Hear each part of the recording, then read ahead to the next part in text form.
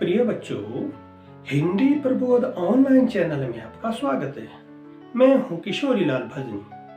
आज हम जमा दो हिंदी अभिव्यक्ति और माध्यम से अध्याय 4 कैसे बनती है कविता विषय के अंतर्गत कविता में बिंब और छंद के बारे में पढ़ेंगे। मेरे चैनल को लाइक तथा कमेंट्स जरूर करें।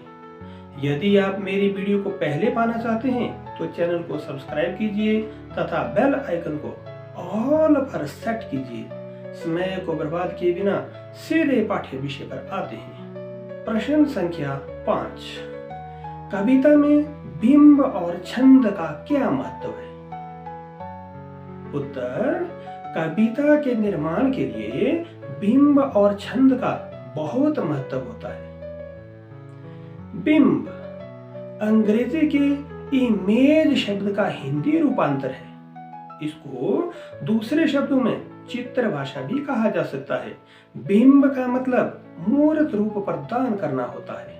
कविता में बिंब शब्द चित्र होते हैं। बिंब के प्रकार: बिंब मुख्यतः 4 प्रकार के होते हैं। नंबर 1 दृश्य बिंब, नंबर 2 श्रव्य बिंब, नंबर 3 विचार बिंब और नंबर 4 भाव बिंब। बिंबों के प्रयोग से काव्य की शोभा में 4 चांद लग जाते हैं। नंबर 1 दृश्य बिंब। दृश्य बिंब को चाक्षुष बिंब भी कहते हैं। इसका उदाहरण: गाय घास खा रही है। पंक्ति से गाय का चित्र हमारे मस्तिष्क में उभर जाता है, जिससे चाक्षुष बिंब स्वतः ही स्पष्ट हो जाता है। नंबर 2 श्रव्य बिंब। श्रव्य बिंब का उदाहरण: बांस का झुरमुट, संध्या की झुटपुट, है चहक रही चिड़िया, टी वी टी टुट टुट।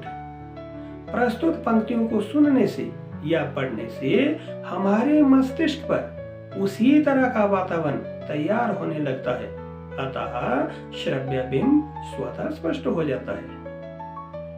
नंबर 2 कविता में छंद। छंद शब्द की व्युत्पत्ति छद्द धातु से हुई है, जिसका अर्थ है खुश करना या आह्लादित करना। कविता में छंद का पर्याप्त महत्व होता है। लय, गति और यति सहित की गई रचना को छंदोबद्ध या पद्य रचना कहते हैं। छंद के मुख्यतः 2 भेद होते हैं। नंबर 1 वार्णिक छंद और नंबर 2 मात्रिक छंद। इनका वर्णन विस्तार से इस प्रकार किया जा सकता है। नंबर 1 वार्णिक छंद। वार्णिक छंदों में वर्णों की संख्या गिनी जाती है तथा कुछ नियमों के अनुसार गति, तुक, ताल, लय इत्यादि बनाया जाता है। इसमें प्रत्येक चरण में लघु तथा गुरु वर्णों का निश्चित क्रम बनाया जाता है। बसंत तिलका, मंदाक्रांता, शिखरिणी, सबैया इत्यादि वार्णिक छंदों के उदाहरण हैं। नागार्जुन की कविता से वार्णिक छंद का एक उदाहरण देखो। कई दिनों तक चूल्हा रोया, चक्की रही उदास, कई दिनों तक कानी कुतिया सोई उनके पास। कई दिनों तक लगी भीत पर छिपकलियों की गश्त, कई दिनों तक चूहों की भी हालत रही शिकस्त। नंबर 2 मात्रिक छंद। मात्रिक छंद में मात्राओं की गिनती करके छंदों की रचना की जाती है। मात्रिक छंद के 3 भेद होते हैं। नंबर 1 मात्रिक समछंद। इनके चारों चरणों में बराबर मात्राएं होती है। चौपाई और रोला इसके उदाहरण हैं।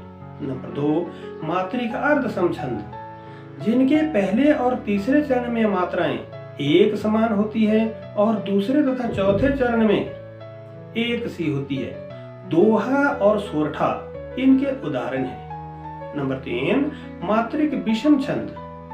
जिन मात्रिक छंदों के चरण 4 से अधिक या कम हो उन्हें मात्रिक विषम छंद कहते हैं। छपय और कुंडलियां इसके उदाहरण हैं।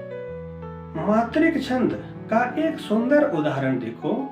माली आवत देख कर कलियां करे पुकार, फूली फूली चुनी गई कालही हमारी बार।